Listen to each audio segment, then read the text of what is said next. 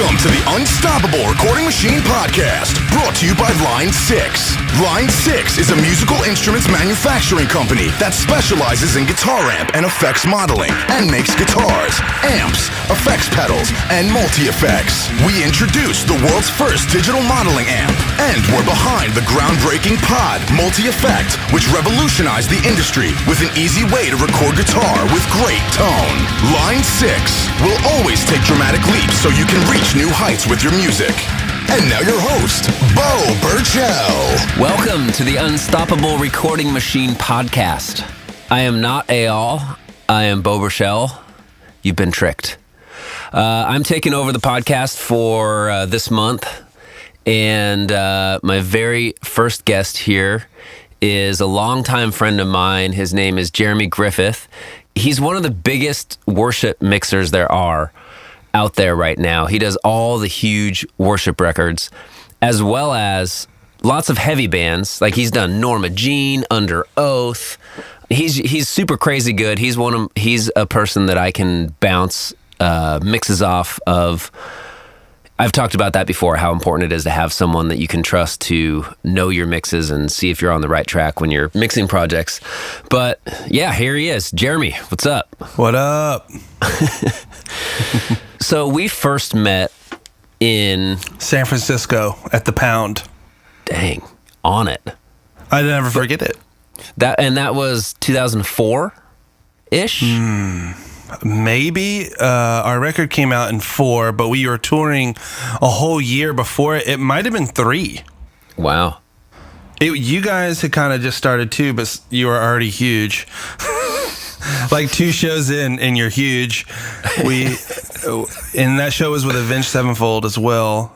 Oh, yeah. And I met you and Anthony first. Anthony walked out first and introduced himself, and then you came out and we talked to you for a while. So it was the Pound in San Francisco. I'll never forget that place because it was a weird place. And I think they had like the metal chef there, right? There was like some dude. He was like a metal guy that would cook food. I think so. I don't think we were included on the food, but... Oh, yeah. The opening band doesn't get anything. No. I'm not even sure we opened the show. We might have been second. Yeah, it was one other band, right? Yeah, we might have been second. It doesn't matter. But that's where we met. I don't know why. I'll never forget it. Wow. Crazy. So we've been friends for a long time. Mm-hmm. People probably don't know this, but you're like a multi-instrumentalist. You can play pretty much everything. Okay. Right? I mean, you can play drums, like on all the Savio stuff. Savio is your solo project that you have. Yep. You play everything on that, right? Well, I wrote most of it, but I definitely had some friends come in and play. As a producer through the years, I just had to become a great multi-instrumentalist, I guess. But it's one of those things, you start out, I was originally a drummer, and then one day my mom taught me piano and guitar. Wow, so you started as a drummer? I was first a drummer, yeah. Wow, interesting. I don't know. I can't believe you don't know that. Weird. No. I mean, we talk every day. You think this would right? Come, I know. Come by. I always thought you would be a guitar player first, just because you rip so hard at guitar. Well, no, I started at drums. I think because it sounds a little cheesy, but I had that classic like pots and pans in the garage story. Yeah. And my mother was just like, I can't take it. It's got to have some kind of substance. So when I was in 7th grade, she bought me a red Pearl export kit. And my dad was in prison at the time, and he had to work at a hobby shop as his job. So he was making me drumsticks all the time. No way. So it's just kind of where it all started, and everyone could like contribute to my insanity of being a young boy and needing to like play something. So I was really into death metal, like hard, because I'm from Florida. And I mean, they say that Tampa is like the capital of, I don't know, death metal, because Death is from there, Cannibal Corpse. Yeah. I think Deicide was from there, and so Cynic. And I was just really into those bands, but never quite that good. Right. And so how did you transition into guitar and, I guess, piano? Well, it's weird. I think I learned guitar and piano early, but drums was the first thing that I was like, I'm going to get good at this. where guitar and piano was just me and Mom jamming. She would sing, old songs, and my mom loved like Joan Baez and stuff like that. So she was like real folky, and I was just really interested in it, But drums, I feel like, is what kind of taught me a little bit of discipline. As far as like, all right, to get better, you actually have to try. So I think guitar and piano were always around, but like I said, drums was like an avenue into wanting to get better. And then through the years, I just wanted to play guitar. And then I wanted to play piano. And then one day I wanted to sing. That's how it worked. So I guess I'll jump to your first band, or at least the first band where we met, Moments in Grace. Mm-hmm. So I guess how did it, and that was pretty much your brainchild, right? It started that way and then ended up kind of wacky, but it definitely was at first. And then me and Jake Brown, Jake, who was in other bands, like he was in Frodis for a while, and he had a band called En Masse, and then he has a new band called Veronnier. He and I kind of thought of it together, but I think for the most part it was my songs per se, and my singing and all that crap. And those early demos were what I did play everything. So then a band joined. So gotcha. So was that record the first time you were kind of like working with a big producer? Definitely, because you guys were on Atlantic, right? It was like a big deal. Yeah. It was. I guess it would be like a storybook tale of getting signed. We let me just say. Well, how about this? At this point, how this is post college, right? Because I played college football. Right. Okay. Which not a lot of people know, but I'm really proud of it. It's something that when we were in the band, they told me not to talk about, and I was like, I'm so confused. Like, I thought music dudes love sports. Like, I was like, I played Division I college football, and I started like. I did pretty well, but yeah, after college football, I was actually living in Boston. I went up to Boston to work at a school for disabled children called Perkins School for the Blind. It's where Helen Keller went to school, and I did that because at the time, my good friend Shane Gibson, he was up there going to Berkeley, and he was like, dude, you should come up here and go to Berkeley. And I was like, I just don't know if I'm a student. But I went up there, and I knew about this school, and I worked at this school for 2 years where I helped kids, and it was amazing. And when I knew I was going to leave Boston, just because Boston at the time, when you're 21, it's not affordable. Right. So I cruised, and I was talking to Jake the whole time. We were literally sending tapes back and forth, and that's how we came up with our first name, Postcard Audio, which is so emo, but at the time I was so into like Deep Elm bands and like that whole scene where your name like is literal, and it was a story tale of us doing that. We made a demo in this weird factory that my dad found me in Florida. Like, I recorded it on my Echo Darla 2-channel interface with like I think I had like an 8-channel Mackie thing. Everyone had a Mackie at some point, and then I had the worst mics. I think I have one of them still. I would use it. But we made this demo, and then we did what every band does when you start out, like in the South. You know, at the time the internet wasn't very relevant, so like your hopes are only expansive to the points you know about. So in my youth, the only towns that existed were Atlanta, New Orleans, Birmingham, Alabama, and Tallahassee, and some Tampa because of the death metal thing. And so we were like, dude, we got to play this pizza place in Montevallo, Alabama that's really popular. And it really was. Like, Jimmy World played there, like, at the drive-in. Like, that day is kind of over, like the day of the rad pizza spot that had shows and kids came out and nailed it. That's over. But maybe it's not. I mean, I'm just completely disconnected from it. But we went up to this pizza place, and we played a show with the Liars Academy. Do you remember them? I don't. It's some of the guys from Strike Anywhere, and then another band called Branson, Deep Elm band. I remember Branson. Yeah, so was a great show. It was packed. We did a nice show. I think at the time we were good live. You know, I think that was our strength. I think our recording was kind of weak, but I didn't know what I was doing really. Right. But the Liars Academy was going in with Brian McTernan like a month later to do like 2 songs, because Brian was like a hot dog at the time. Yeah. And dude, they were literally listening to our demo like CD while they were having lunch outside. And Brian walked out and was like, "What's that? What is that?" And called us. Literally, that's the story.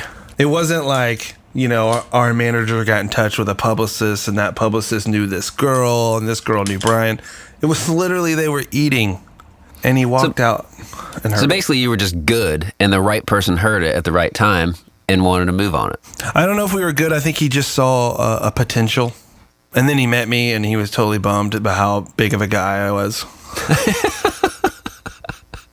He was. I mean, Well, because you're what, 6'3" or 6'4"? 6'5". I'm 6'5". You know, when I was in college playing football, I weighed like 330. Wow. Yeah, dude, you have to be massive. Right, I know. So I had a really tough time after college, like with my weight and everything, because, you know, it just, you keep the weight, but your muscle leaves. So you just turn into this blob. But that part of it was really tough. But he at the time had been working on like a developmental deal with Atlantic, I think, because a bunch of his bands that he had produced, I think maybe had signed with them and they had exploded. But he had just done Thrice, and Thrice actually went to Island, and they did that Artist in the Ambulance album, and it was huge and all that. So I just think he had a lot of pull at the time. So we were his first and only band on his Salad Days imprint, which the album actually never came out on Salad Days. Atlantic upstreamed it, which is interesting because we weren't ready for that. So Yeah. Anyway. So were you recording bands on your own before that? Or you had just done the demo and then you went straight in and worked with him? Definitely a hobbyist, you know, dreaming of the future of being some great producer. You know, I'd always been into it. Honestly, I'd been recording since high school. I found a 4-track reel-to-reel in my family's garage, and it's still over there. It's in the corner of my studio because it was the first thing I ever had that overdubbed. And it has a function on it called simul-sync, which I'm still really confused on why my parents had it in the garage. Because, well, you know, back in the day, this is something I learned, you know, a lot of records came out on reel-to-reel, and tons of people had reel-to-reel albums, but they only needed a 2-track album because most of it was either mono or stereo, period. Why did they have a 4-track recorder? They've still never got an answer. So that's where I started, and then by that time that we talked to Brian, I think I was actually past the Echo Darla, and I had at the time it was the weirdest like no-name interface that had 8 inputs, 8 quarter-inch inputs, and I think I was on that and working in Cubase, and I had recorded a few local bands and done a terrible job, but I was really trying and I was really eager, and at the time, you know, no internet. No knowledge to learn unless you go somewhere and sit with someone or just make so many mistakes. So right. That's so when you were in with McTernan, were you interested in kind of like the more technical or like engineering or that type of process, or were you just there kind of like strictly as a band? I was there as a band. You know, honestly, I thought about that recently. Like, why didn't I get so stoked when I walked in and saw all that stuff, you know, because he had everything, like just on a gear level, right? Everything. Yeah, that was a big studio. It was crazy, and he's not much older than me, so like I was just so blown away with how much he had accomplished already. And I know he started really young, and some stuff really blew up. But you know, it's been so long. I don't recall if I ever showed knowledgeable interest as far as like, hey, Brian, here's an educated question, rather than, dude, man, just sounds killer in here, you know, like, because I talk like that. But I don't remember. I remember being so frustrated and so immersed in the songs and the process of pre-production that any chance I got to leave the studio, I was excited. Okay. So, no, I don't think I showed a lot of interest. I really wish I had. Do you? Is there anything that you took away from that experience? Like when you're producing bands now, is there ever a time when you're like, oh man, like this happened to me and it was crappy, so I'm going to be sensitive about that? Or yeah, I kind of think I base everything on my experiences there. Really?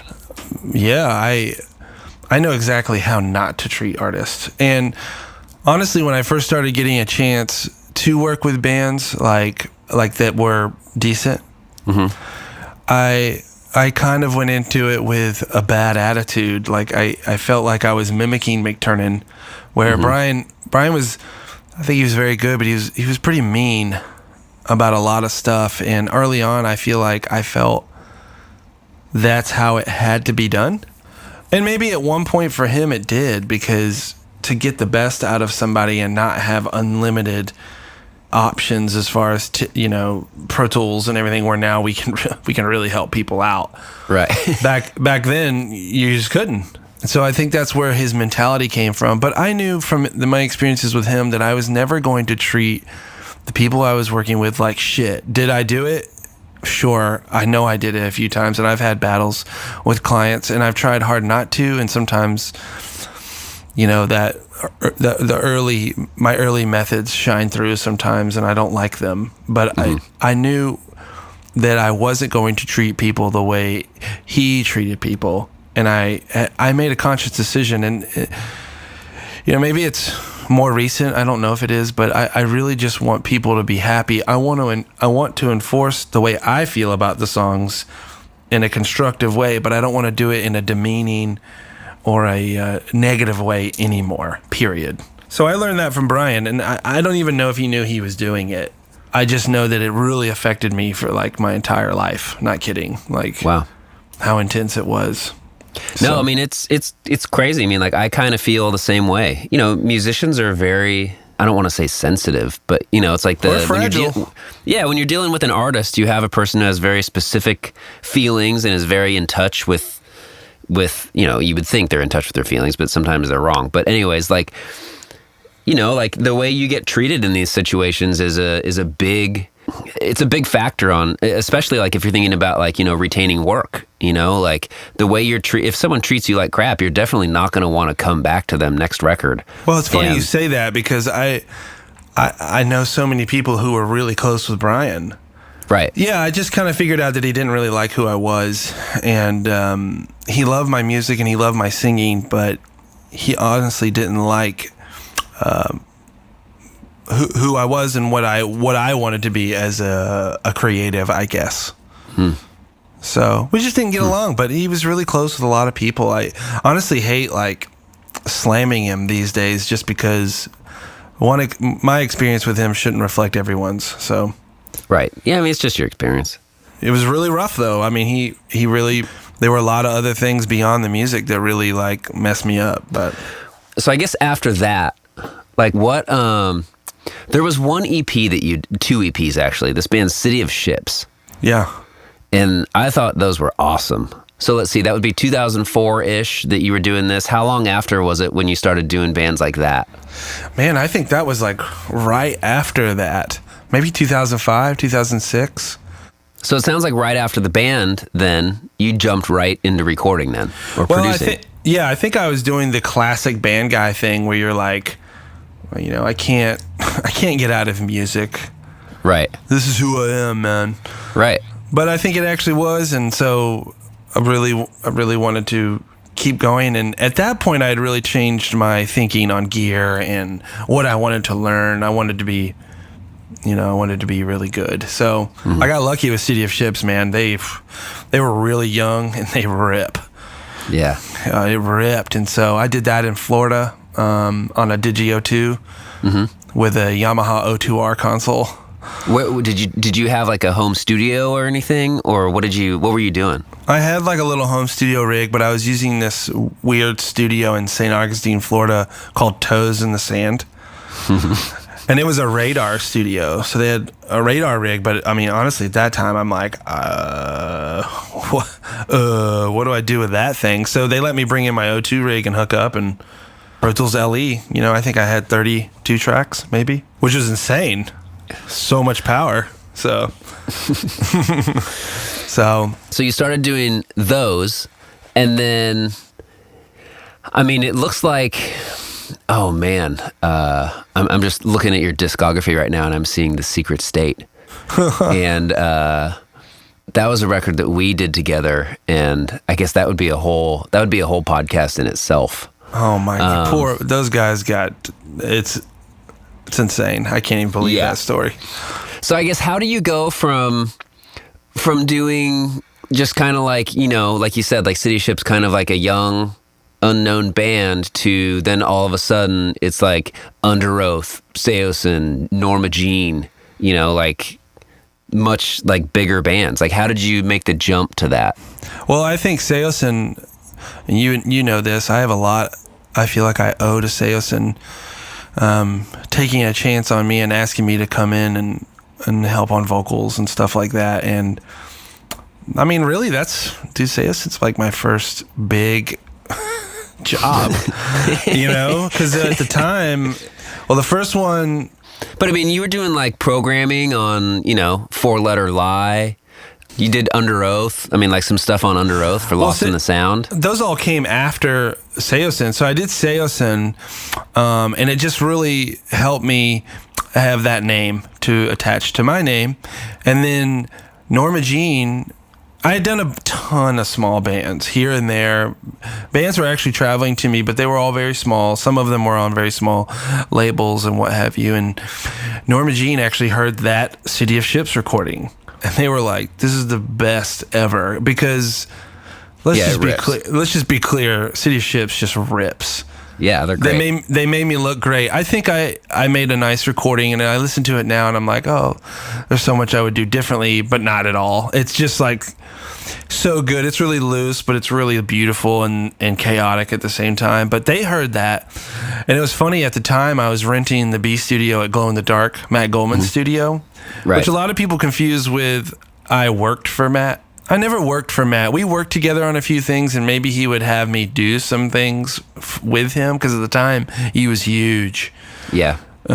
He's still doing well, but I was trying my best just to rent his front room when I could, and so Norma Jean came by one day, and it's really funny because I thought they were coming by to talk to Matt. Oh. And they came by to talk to me, and I think that all came about because of Chris Reins. And Chris Reins was in Spitfire, and the bassist for Spitfire is one of my best friends, Jimmy Reeves, and so we had that connection, and he knew about City of Ships, and he was like, guys, we got to get this guy to do our record, which is pretty ballsy. Like, the record before was, what's his name? The guy in L.A., he did... Ross Robinson? Ross Robinson, yeah. Right. So they did Ross Robinson like 3 times, and that guy did Korn, and then they're just gonna get little old Jer from the South. So it meant a lot that they wanted to do that record with me, and so that was probably my second big record, but it was pretty deep into me just recording bands, years and years of extreme struggle, like barely getting by. But you were pretty much doing it full time. Trying. Like, that's all you were doing, pretty much. Trying, yeah. Calling mom. Hey, mom. Yeah, borrowing. I'm so broke, and her crying on the phone because I'm just a failure. But she never said that. She was really supportive, So, yeah. Then I did Norma Jean, and I produced and mixed the album Meridional. That record rules. It's cool album. I listened to it the other day, actually, on my drive to Nashville, and I was like, man, this thing is chaos. I just love the songs on that record. Yeah, those guys are great. They're really good. They're really good. Yeah, Norma Jean is they're just a special group of dudes just making ripping jams. So, yeah, I did that. And then not long after, Goldman was going to produce that Under Oath album, and then Under Oath asked me to co-produce with Goldman on that album, Disambiguation. So, like I said, there's so many bands before that. Oh, geez, I just don't even recall. Well, and there's a lot of bands that are like not listed on your all music, right? Because I mean, I have a lot of those too, where it's like, you know, they're great bands, but like like a record didn't come out on a label, or it didn't come out on something that makes it not show up in your discography, and it's sometimes a record you're really proud of, but it's like no one finds out about it. My battle with all music is never going to end. I mean, I have written them so many times being like, hey, can I submit these bands that I'm really proud of that are very good? Like there's a band from Tampa called Guiltmaker. It's one of my favorite bands I ever worked with in my life. And Dan, the guitarist in Guiltmaker, was in these like famous grindcore bands, one called Reversal of Man and one called Combat Wounded Veteran. Just like, but they didn't tour, no label, but they're just the best, most fun band to work with. And all music just gave me such shit about it. Like they just wanted so many details, and it's like, man, we were kind of entering the era of dead labels, and people were just like, I have some money, I'm going to go record with Jer. So, I mean, I want to say there's probably 100 albums that aren't on there. Right. Like literally. Like, yeah, I'm I sure definitely yours don't have more. I don't have 100, but Maybe I'm exaggerating, maybe but it's up there. it's a lot, enough that, you know, my all music page would go from 2 pages to like 6. You know? Right. Yeah. But I don't even remember everything I've worked on, so. Yeah, that happens. And you've also worked with like a very wide variety of bands, which is something that, I mean, I don't have the variety that you do, but that's something that I feel like is very important that a lot of people miss out on now. You know, like how do you feel like working, or I guess how did you go from starting at such like a kind of heavy like hardcore underground scene to now you're doing like these huge, like, you know, I just saw you a couple weeks ago, and it's like you're recording at like Capitol Records B Studio with like, you know, world-class musicians for like, you know, a Capitol Records release that's like, I can't even believe the budgets that are on these things. Like, just, you know what I mean? It's like, wow, that's like big time. Those are the records that like you hear about stories. I mean, like, you know, it's like, man, this is like Metallica recording, you know, like how do you jump from like going to that to all of a sudden just like the top of like, I guess the worship world, or was that what you would call it? Or Yeah, I guess so. There's multiple genres in religious music. They have a couple classifications. Honestly, I don't quite know how to classify them. I don't. I know I'm mixing some of the like really top artists in that genre, and producing some, but some of it I don't understand the way they understand it. I'm in the business of making it sound awesome. Right. Yeah. So, you know, and I've said to a few people recently who have asked me about it, and they like, are you into it? Are you not into it? And I'm like, I'm into anything that's at the top of their genre. Totally. If they're the best at it, wouldn't you be interested in doing it? Like, right. Well, like, and also it's like, if it's a good song, it's a good song. Exactly. You know, you could hate the lyrics, and many times I do. Let's just be clear. There's lots of songs I hate the lyrics that, right, you know, are across the board. But yeah, you know, like the Capitol Records thing, it was a dream come true to work with some of those musicians. Like, there was this guy there named Aaron Lindsay who played piano and organ. He has like 8 Grammys. I'm in Capitol Records recording this dude, and I'm thinking while I'm recording him, like, this guy makes me sound like the greatest recording engineer that has ever lived. Yeah. Like, everyone's going to listen to this and be like, how did you do that? And all I can say is, like, I didn't do anything. Right. That guy is special. So, to get back to your question, early on when I was doing heavy bands, I already had that like fear of being pigeonholed, which is kind of dumb, I guess, but I knew that I really wanted to spread my wings, to be cliche there, but you know, like I really want to do like a neo soul album, and I was always into indie rock, and I like urban music, but I also like metal and everything. So I feel like I took a lot of financial hits early on because I really worked hard trying to work with people I felt were different, that I had access to. Anyone I could. Like, just I'm gonna turn down the heavy band and do the band with no money because I think I need it. Right. And so I did a lot of that, and the Christian music is kind of how that came about. I have this good friend named Jonathan Berlin who was in this band called Sun Bears. That's another great record you did. I've done all of their records. I've only produced one. I produced You Will Live Forever, and the other ones I've mixed and sort of helped with production. But Jonathan's a great producer too. But he'd actually become kind of like a go-to studio musician for a lot of people, and he actually got invited to play on a couple of these big Christian albums. And so some of these artists were asking him about his own records and who mixed them. And he was like, my friend Jeremy, he's done a ton. At the time, it's funny because he's done all these heavy bands, but he can do anything, right? You know, and so I started getting a few calls from these Christian producers, and they started having me come work on these projects, and I didn't even know it at the time, but you know, it would turn into this huge scene that I didn't even know existed. I knew Christian music existed, right, but I didn't know. I knew they had their own award show, so I should have put it together that they had something going on. So I really feel like that was the starter of it. Right. Yeah. Oh, that's great. Well, how do you like? I always find it so cool when a producer is or mixer or anyone involved with a band is able to kind of like become that kind of integral, invaluable part of a band. You know, like for instance, you know, Sun Bear. You said that you did 5 records with them. Or I think we're on 4. We're on 4, maybe. Even still, to do 2 records with a band, like to make it through one record and not want to kill each other, is pretty remarkable, you know? And like, yeah.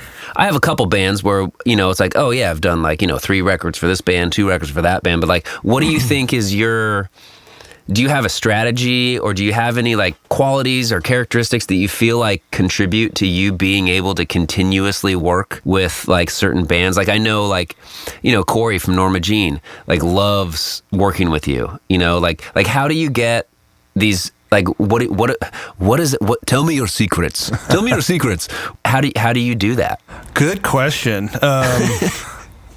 You know, I'm not quite sure. I think some of it is potentially my personality because I'm kind of goofy and I like to have fun. But with singers, I just think I've always had an ability to push them in a certain way because I always, you know, when you first start producing, the whole idea is just to inflict on them the way you would sing. And so that's kind of how I started. You know, when I first started working with Cove, I was like, what would I do? And a lot of these guys loved that. I think with the bands who keep coming around like that, that's something they really love. But I feel like most of them just found themselves in me trying to make them sound like me.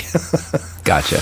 Which is, you know, I mean, it's the same with mixing. Like when you mix a song, you've said this to me countless times. It's like, well, it's how I want to hear it. It's the same type of thing as trying to get a singer to sing, you know, what you're thinking, because it's how you would have sang it. But I think a lot of great producers are able to remove themselves from themselves and to get into the minds of that particular vocalist or whatever. But, you know, I don't really have a great answer for that other than we become really, you know how it is when you work with a band for a really, really long time or an artist. Like you either become really good friends or you don't. Right. And so most of the time the return, you know, clients, you know, you're friends with, you're probably texting daily or right, congratulating each other on kids and just all that stuff, you know. So, you know, that's a hard question to answer, Beau. maybe I answered it. So basically you just kill it and you don't know how, you just kill it. I don't think I kill it all the time. I really try. But sometimes you just implode and you realize you did a shitty job. But, yeah, I don't know. All right. Let's skip to some dorky stuff. I think this is kind of interesting. So you're pretty much at the, you know, you work on a whole different type of record, all different types. You do everything from like songwriting to producing and mixing records, or all three at the same time. You know, you're always being really creative. It seems like, you know, like any bigger or like established producer, people are coming to you because they want your thing, right? Like right? You know what I mean? It's not like they're coming to you and being like, oh, well, you know, we're going to try you out or this. It's like, no, we heard another record you did and we want you. Right. Because you're in kind of like a small town in Florida right now, right? Yeah, Destin, Florida.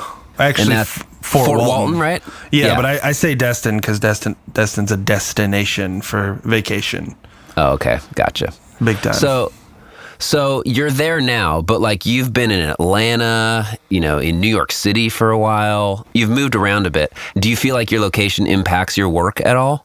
I don't know if it impacts. And I'm asking because there's probably a lot of people that are wondering, like, you know, like I'm in a small town in the middle of nowhere. Like, how am I supposed to kind of get somewhere if I live here?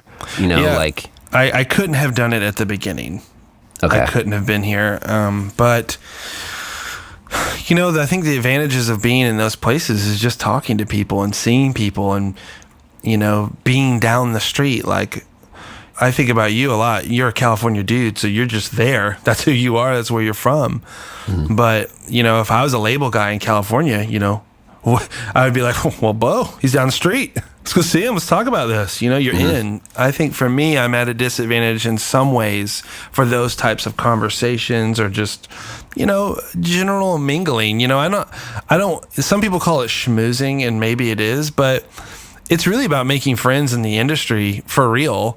Yeah. And them trusting in you and seeing them on a regular basis. But I don't get that luxury here. But people, I'm out here and I'm terrible at it. Like I have like, I don't want to say social anxiety, but like, I think we're both the same way. I am not good at, like, I get uber dumb chills when you kind of like meet those people that's like, hey, what's up? My name's Steve. I did this. And like they list all their accolades and you're just like, oh my God, like, do we really have to justify ourselves right now? Like, can't we just talk? You know, honestly, I don't have to talk to people like that. I feel lucky that most of the people I've met through the whole deal have been pretty cool for the most part. And most people are just like me, and they're just, you know, trying to put the pieces together to continue on. So my location, do I think it would be valuable to be like in a Nashville or a New York? Sure. Just to see people and everything. Do I think it affects my work? At this point, no, not right now. The internet is just so powerful. But getting your name out there and becoming trusted is difficult. That is the difficulty. You might be the best mixer or producer that's ever lived, but getting that trust established from others, that's the hard part. To me, like, becoming a go-to guy is just, it's been, you know, I mean, what are we on? What year is it? We're like 15 years in on doing this, and it's I feel like it's just now getting to where somebody's like, man, I know you'll kill this for us. Thanks so much. Where for years, and I still have to do it, you know, there's a lot of test mixing. There's a lot of, you know, putting your name in there like, hey man, would love to be a part of this record. You know, I don't think that ends. Maybe if you become a Michael Brower or something, and you do. But I think even he still kind of does that. You know, I mean, I've even had, there was a band, I mean, I don't want to say the name of the person, but it was like, there was a band that I was kind of like talking to, and, you know, and it was like, I'm on pretty good terms with them. Like, I've already mixed a record for them. And I was like, man, I'd love to do your next record, you know? And they're like, yeah, cool. And we were just at lunch one day, and he's like, dude, you'll never believe who just hit me up. And it was like this like pretty huge producer, you know? And it's like, they just sent me a message on Facebook, and like, they want to do my band, you know? And it's like, you're right. It never ends, you know, but it's wild. Yeah, but it's, you know, those guys do really great work, and, you know, they might find a band they love too. Like your friend's record, they might have been like, this is totally my speed. I just want to do it. Just like us. Like, I hear artists all the time and I'll write them a message and be like, I just love it. Can I just help? And they'll be like, sorry, man, we got our people. And you're like, great. Keep making songs. I love this. Yeah. So I get it. Yeah. It's just, like I said, just being trusted is everything. So yeah. And I feel like I've potentially gotten there with some people. No, you're pretty much, you mix on a console, right? Sometimes. Sometimes? Mm-hmm. Now, I guess on the console is for kind of like when you can kind of really go for it and when you're kind of like more... So you're hybrid then, right? Oh, definitely. Okay. I'm kind of a similar thing, but without that console. I copy everything you do, so whatever you're doing, I'm like, oh, well, I better do that too. I kept my console, and like bands like Sunbears, for instance, they came to me and they're like, hey man, we want to do a console mix. We want to use very few plugs, and we want to do 0 recalls. So for me, that's this my dream. It was so fun. We actually did it. We did it in New York where we could not car check.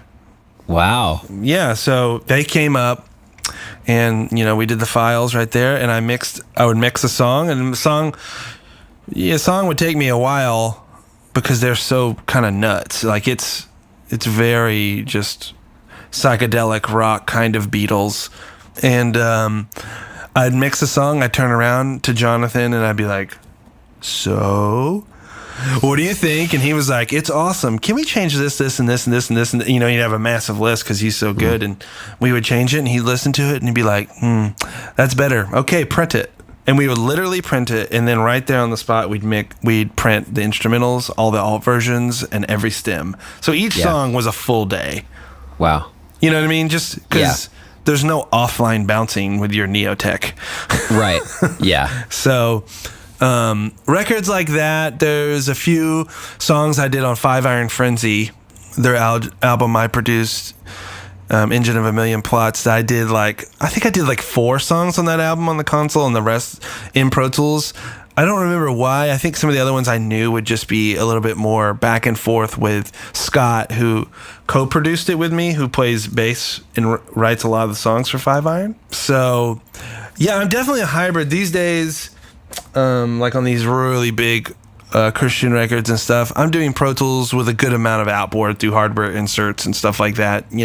So. And is that just due to the amount of recalls? Yeah, most of them don't hit me with an immense amount of recalls, but like the last project I just did, we did a lot, I think, because there was some stuff we just hadn't figured out yet, so there was a lot of back and forth because the artist was from England, and so we were just back and forthing a lot. So yeah, HDX is kind of rad. And you're running a Pro Tools rig? Pro Tools HDX. Gotcha. Do you have like a limit on recalls that you'll do?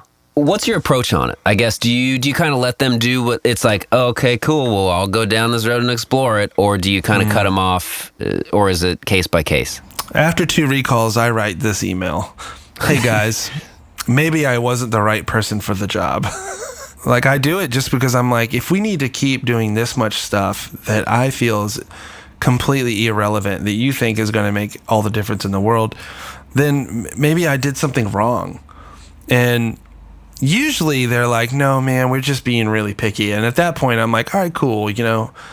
I just want to know if I'm not doing it right or something, because just getting pages and pages of notes, I know for the artist or the musician, they think it matters a lot. And maybe it really does. But I just think at that point is when I am like, whoa, maybe I just didn't understand the complete vision of this.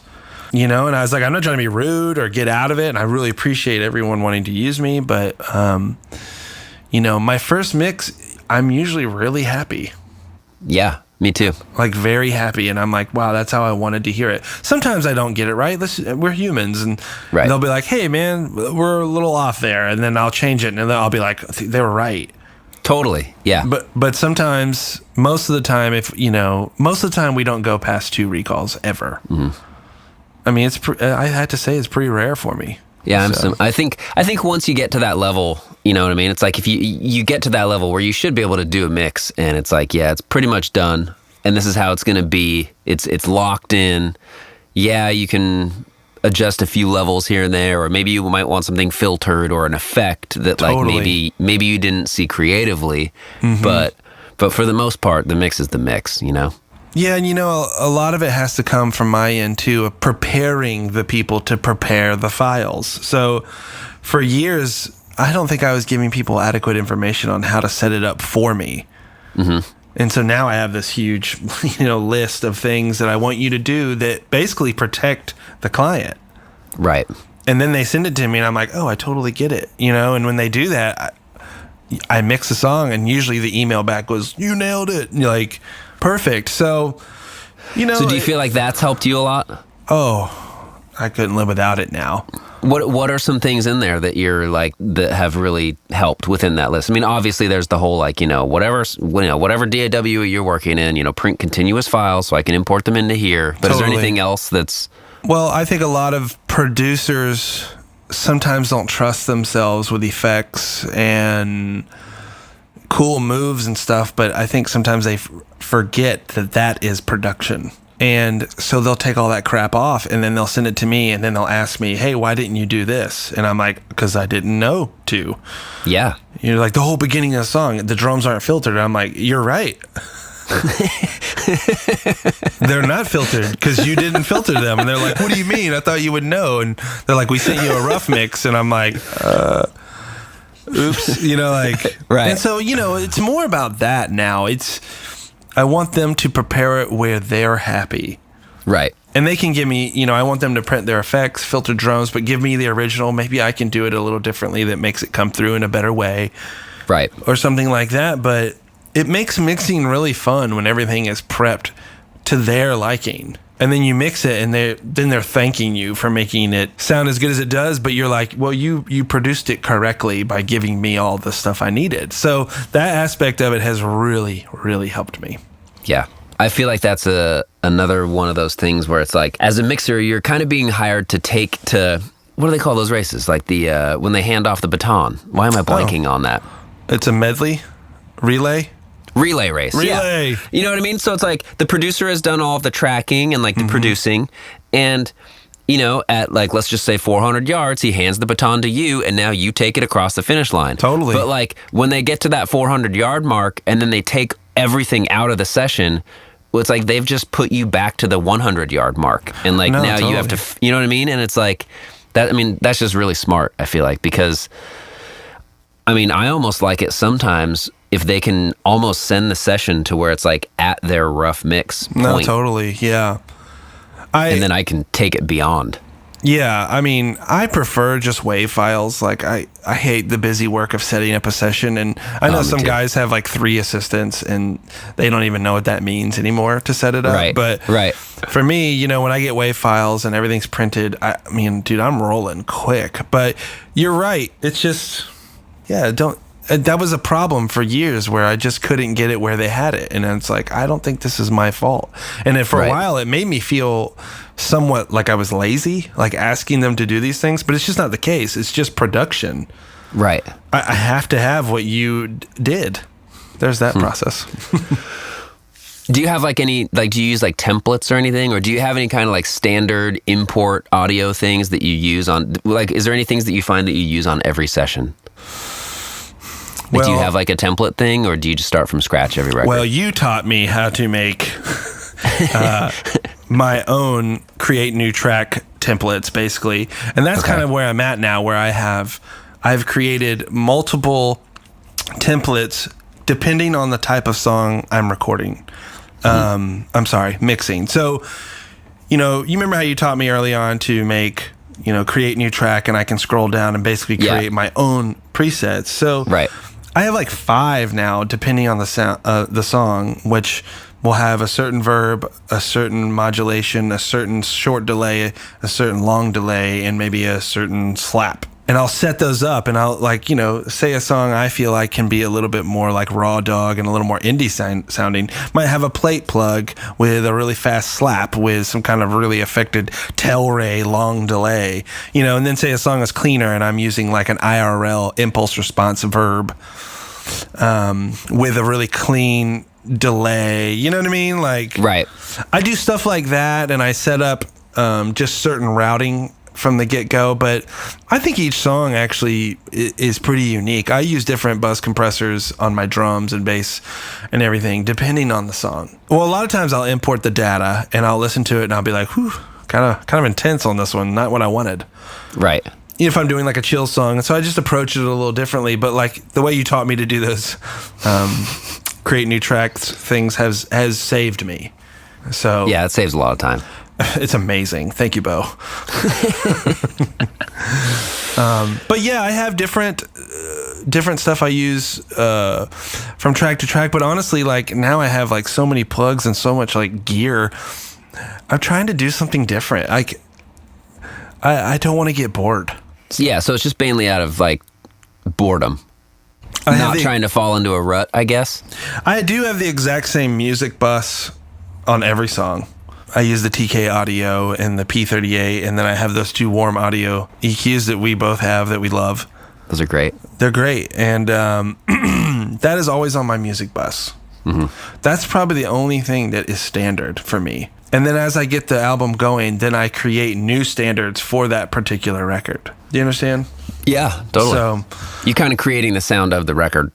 Exactly. Depending on what it needs. Yep, and then I go from there. I just can't use the same thing on everything. It's just not fair to the songs.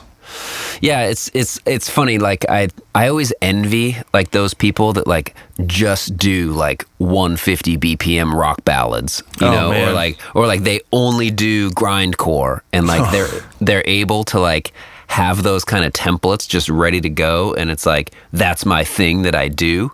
Totally. But yeah, like when we're doing all these different types of bands, it's so hard to have that. I just feel really lucky to even be working in music, so I'm going to give it my all, and I just want to do something differently. But I'm not discrediting those guys. Like I know a lot of those country guys, man, they got their setup and they crush it.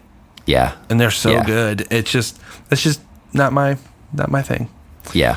So here's another thing. So working with all sorts of different artists, how important is it, do you think, to be well versed in like all styles of music versus like do you think that gives you an edge over other guys that are like, oh, I only listen to this kind of music, you know? I don't think it gives me an edge. I think it gives them an edge in their particular genre, because I kind of have my fingers in everything. That I don't know the extreme of every genre, but I love it all, you know. Like lately, all I'm listening to is old Frank Sinatra. Like all I listen to. I mean, me and my wife probably have 12 mono LPs that I'm like, it's the best thing I've ever heard in my life. Wow. I don't think that's gonna help me mixing a metal band, but like, I definitely think it has helped me have a sound that I didn't know I was creating. Because, you know, you and I have talked about this before. Like, there's times where I'm like, I'm going to make the slickest mix ever. And I make this mix, and I'm just like, for sure that it's slick and totally different from what I normally do. And I send it to you, and you're looking at me, and you go, oh, sounds like a Jeremy mix. Right. And I'm just like, totally. You know, but I think being a music lover of most genres is really smart as a creative. Yeah. I don't think it gives me an edge as a mixer. When I do a new genre, like I really want to do an R&B record so bad. Like I want to do like Anthony Hamilton or something like so bad. I'm a fan, but I'm gonna have to like research it because I've never listened to it as a mix engineer. Oh, I get you. I've never put on Anthony Hamilton and been like, a snare drum. Oh, sick. Right. It's always just been pleasure listening. Yeah, I turn it on. I'm like, give me a cocktail. I'm about to chill. Right. You know, so you have to trade brains for a minute to learn it. But I just think I'm lucky to be working in all genres. And, you know, like even in the Christian world, I'm doing a lot of big albums in that scene, but I still don't think I'm the go-to guy. They still have guys that like are machines. And I think it's the same way in all the genres where you're just like, geez, that guy, he just killed it like in a couple hours. But they come to me, I make a mix, and when I send it back, they're like, it is so different from what we're used to, and we love it. I love that. That's my favorite response. Right. It sounds great, and it's just something new for us. And I'm like, oh, did my job. I'm so happy. You know, and it's nothing more than me just hearing it a certain way. No discredit to those other guys. They're great. But, yeah. Does that answer the question at all? Yeah, I guess. I mean, it's just all about establishing your own sound.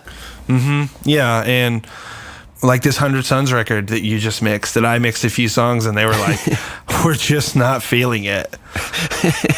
You know, I think it's really because in a lot of ways that I'm not totally connected with the music they love. And you have a better grasp on that and you just crushed it. So, you know what I mean? Does that make sense? Like, I don't feel like I had a total edge on it. Now, when I do Norma Jean, who loves chaos, and I mix it the way I mix heavy music, they love it.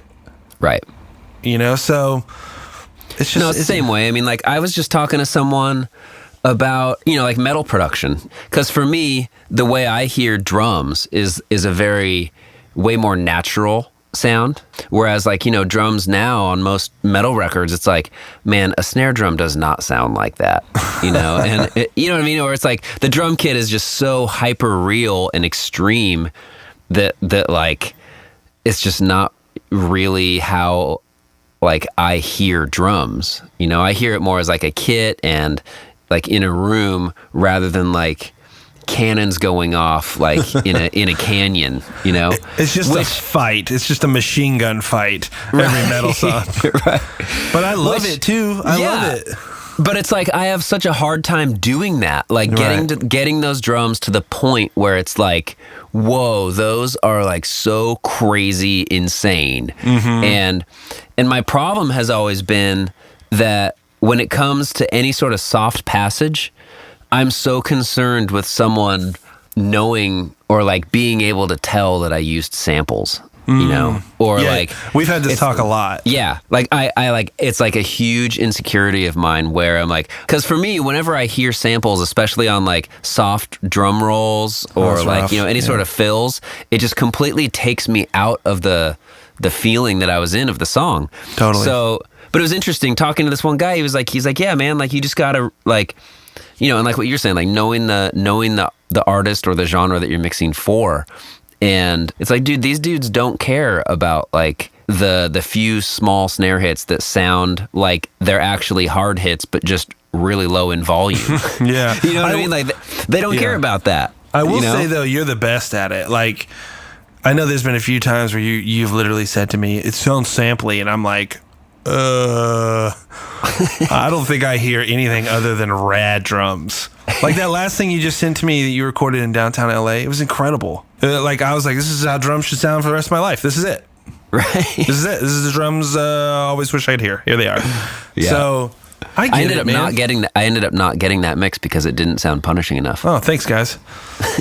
Thanks. It was amazing. I thought so too. But yeah.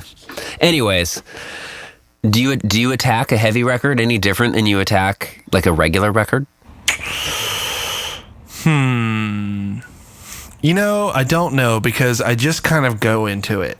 I like open it up. I kind of hear what they're doing, and I'm just like, all right, let's party.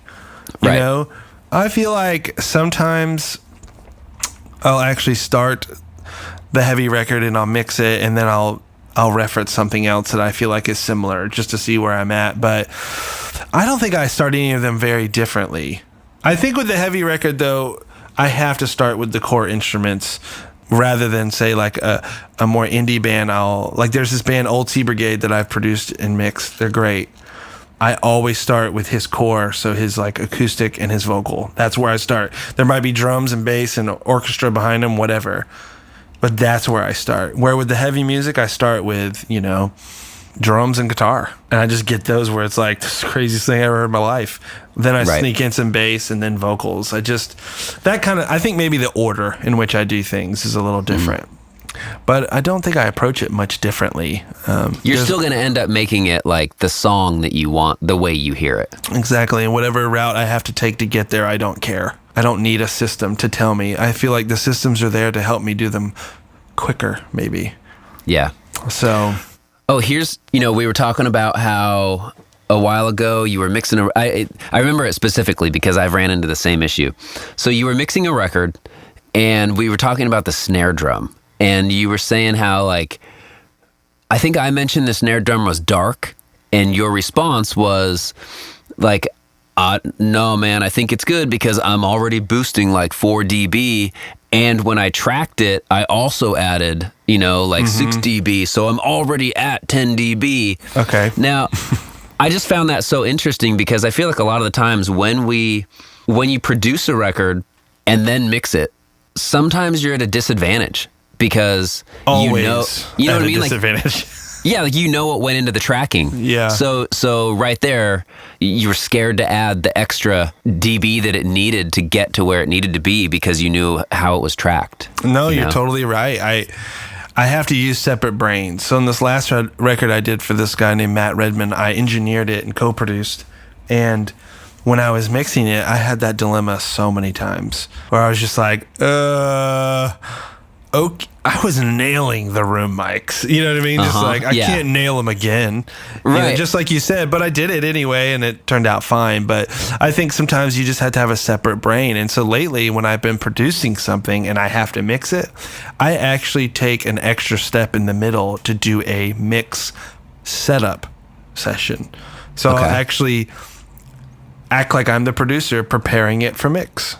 So, like, do you print everything? I print everything as if I'm going to send it off. That's great. And then I send it off to myself. I save a copy in my mix folder on my main drive, and then I open those to mix. That's great. That's what I've been doing lately, and it's actually been helping my brain just separate it a little bit.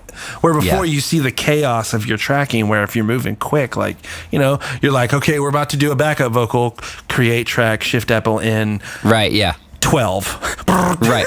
You only record 3. The other 9 are there. So right.